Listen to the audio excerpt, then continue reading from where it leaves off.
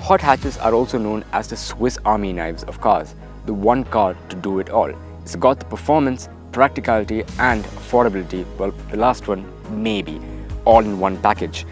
Again, we don't get that many hot hatches here as compared to the European or North American markets, but we do have plenty of good choices out there. Golf GTI and the Golf R from Volkswagen, two flavors for what is the ultimate hot hatch. You do have the Megane RS from Renault, and you have the AMG A35. Ooh, you can't go wrong with that, can you? But there's one important ingredient which completes the hot hatch experience which none of these cars have. A manual gearbox. Well, at least in this region, we don't get a manual gearbox for any of those cars. But there's one brand that has been perfecting that formula for nearly 30 years with a manual-only offering.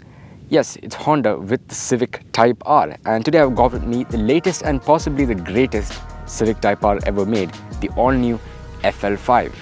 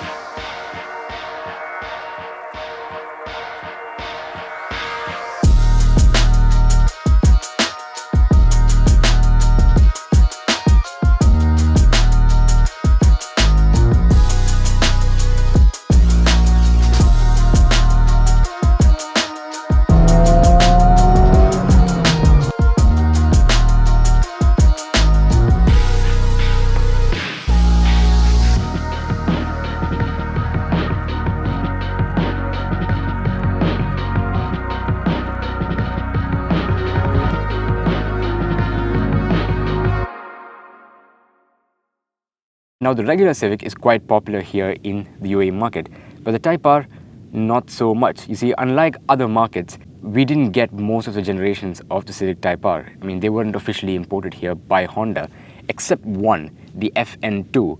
That too in very limited numbers, almost towards the end of production. So, if you ask me, a Civic with a manual, I do not blame you. That's why this is a huge deal that Honda is selling this car for the second time here in the Middle East. Well, one thing that everyone was curious about was the prices. Well, be ready for this. A starting price. I mentioned starting price of 199,900 dirhams all the way up to 214,900 dirhams. 200 grand plus for a Civic? Well, you need to have a deep wallet and a lot of passion to buy one. So what's changed? What's new? Well, firstly, unlike the last three generations of the Civic Type-R, which were built at their Swindon plant in the UK, this new FL5 is made in Japan for global markets. So yes, this is the first Japan-made Civic Type-R. I mean, the FD2 was also made in Japan, but that doesn't count because it was only sold in Japan. So this is the first Japan-made Civic Type-R to be sold in global markets. So that's quite an important fact. Well, except for the engine, which comes from America, but anyways, it's mostly Japan-built. And well, secondly, it's based on the new 11th generation Civic. So the exterior styling has been completely revamped. Now, I personally like the sort of funky, childish styling of the previous FK8. I mean, every time you saw one coming down the road, you kind of get that mean, aggressive stance of it. And I'm not saying the new car is not aggressive, but you know, a lot of the non-functional, fuzzy elements on the previous car have been removed. And now the design is much more mature. It's much more clean. You know, you kind of get that refined look, which is great. Under the hood is the same 2-liter turbocharged 4-cylinder as the previous FK8, but now it produces 315 horsepower and 420 Nm of torque compared to the previous 306 and 400 Nm of torque. Now, before you run to the comments saying that the power figures are wrong, keep in mind that the European and Japanese markets get a higher state of tune as they are mapped to run on 98 octane fuel. We get, well, the engine that's mapped to run on 95 octane fuel, and that's why the power figures are different. But on a more fundamental level, well, speaking of changes in the engine bay, well, the turbocharger has been revised, so the housing for it has been made more compact, and both the blade size and the blade count has been optimized to improve airflow into the turbos and to provide the optimum boost. And apart from that, well, you have a very attractive engine bay, I think. You know, it's, as soon as you open it, you know it's a Type-R. And this box right here, so this thing you see here is actually a resonator, so it kind of provides that natural orchestra into the cabin. But you also do have pumped-in sound, which I'll speak about later. As for the transmission, you still get the same 6-speed manual, but it's now improved for the new FL5 with a lighter flywheel and a revised rev matching system. Well, if you don't want to use the rev match system, you can disable it in individual mode. So now let's talk exterior styling on the new Civic Type-R. So coming in the front, you do have full LED headlamps now. They're actually much more slimmer compared to before. It looks very neat. You have a Type-R badge written over here, which looks great. You have the red background for the Honda logo, so that again says it's a Type-R and not a standard Honda. And like I said earlier, a lot of the aero elements on this car are actually functional now. So the hood scoop here actually draws in air to cool the turbos. You do have a larger air intake here on the bottom, this larger lower front grille, which draws in more air, which is again great. You have a massive splitter here on the bottom, which is nice. And you also do have a functional aero again. So you have here ducts which actually help to cool the brakes and reduce the turbulence in the wheel well. So a lot of the elements on this car are now actually functional. And well, there's actually one fake thing. Well, these vents here, I mean, they look like vents, but they're actually kind of solid. So that doesn't really do anything. But all of these are actually functional. So that's pretty great. Now coming to the side profile, well, like I said earlier, the air enters through this ducts right here. It cools the brakes, reduces the turbulence, and then the air actually enters these vents right here, hugs the bodywork, and so it follows this path right here. And even the rear fender has been designed in such a way that it allows the air to pass in the most aerodynamic way, like hugging the bodywork and then going behind. Hopefully I didn't scratch the paint. But yeah, that's basically how the aero works on this car. And a lot of these black elements which you see over here on the car, be it the splitter or be it these side skirts or be it the spoiler, they're all actually functional aero. So like I said, they're not kidding here. They've actually done the proper engineering for this car. Apart from that, well, suspension, important thing to discuss. So front is now a new McPherson strut dual axis front suspension. So it actually helps to minimize torque steer and improve obviously handling and performance on track. And the rear you have multi-link suspension, so that's for the technical side of it. And apart from that, what else?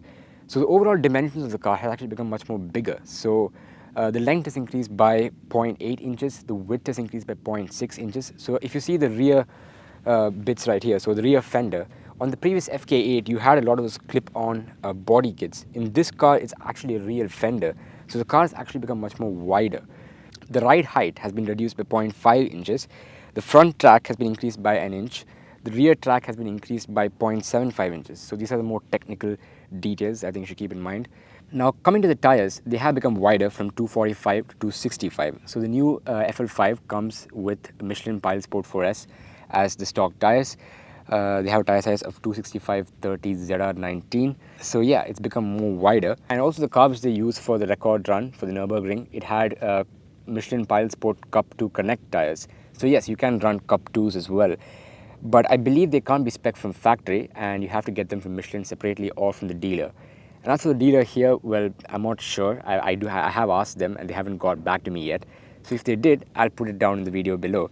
But yeah, as of now, you can only get the PS4S here with the car from factory spec. And as for the alloys, well, they're now down to 19 inches. So you do have a beautiful matte black finish to it, which looks great. It contrasts very well with the red Brembo calipers as well as the red Honda logo. And apart from that, well, speaking of the brakes, actually, so you have 13.8-inch rotors at the front and a 12-inch rotor at the back for the Brembo brakes. And these are 4-piston Brembo calipers. So yeah, you do have keyless entry and go and the same Honda walkaway auto lock, I believe. Let's try that out. Yep, it does have walkaway auto lock. So that's a feature I said on the HRV. This car has it as well. So now let's cover the rear profile. Now coming to the rear end again, the styling is again way more subtle compared to the previous FK8. You get full LED taillights here at the back, a Type-R badge over here, a Civic badging over there, a red background for the Honda logo, which is great.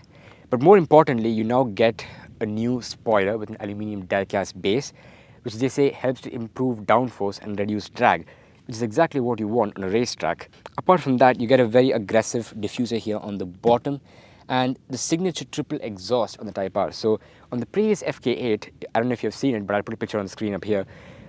On the previous FK8, the central one was smaller than the ones on the sides, whereas in the new one, they've made the central one the biggest compared to the other two.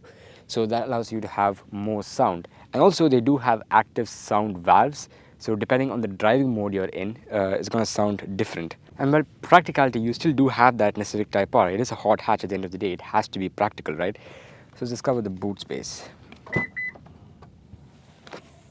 No electric tailgate. As you can see, it has a lower loading lip, so it's pretty useful for loading things in and out. Now, I believe with the seats folded down, you have 1,212 liters of boot space. I mean, there wasn't really a boot space figure in the UAE press release, but as per the European markets, that's what they say, 1,212 liters of boot space. So I believe that's with the seats folded down. And yeah, you do have a plenty spacious boot. But yeah, the spare tire is taking quite a lot of space here. I mean, yeah, it's pretty much eating a lot of space up in the boot. You don't really have much depth to it. But yeah, also the rear seats can be folded down in a 60-40 split. So you can actually just pull these buckles here and push them forward to drop it.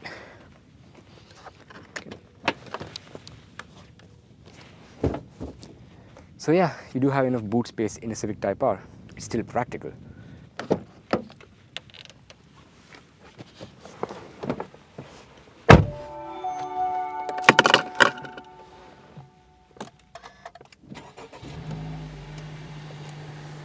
Alright, so let's talk interiors on the new Civic Type-R.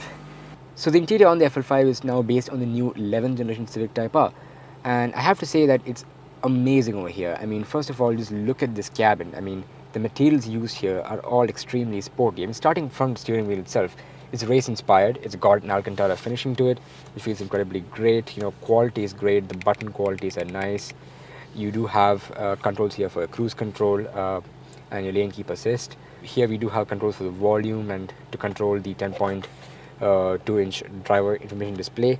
Apart from that, you do have your Type R touches still intact. So you have your metallic shifter knob, which feels incredibly great. What else? The seats. Seats are, I think, the best part of this interior so far. I have to say that these seats are incredibly comfortable. I mean, the bolstering is great, you know, especially for high-speed cornering. It's really good. You know, you don't actually fall out of the seat. You obviously don't have adjustable headrest. It's a bucket seat, but it feels incredibly comfortable. The instrument panel features a metal honeycomb panel finished in gunmetal metallic, which I think looks really cool. And you also get red ambient lighting all around, which gives that sporty feel. And to make you feel extra special for 200 grand, you get an individually numbered serial plate placed on the AC vent to mark its place in the limited production run. Well, this being a press car, it doesn't really have a number assigned to it. That's why the zeros.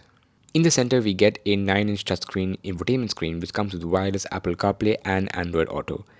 It's the same infotainment system that we find in most modern Hondas, and I think it could be a bit more smoother, but overall, nothing to complain about. You have navigation as well, but obviously, if you're smart enough, you'd use Google Maps instead. It also comes with Honda's powerful and improved Log R data logger, which provides real time information on the mechanical movements of the vehicle and vehicle behavior resulting from driver input.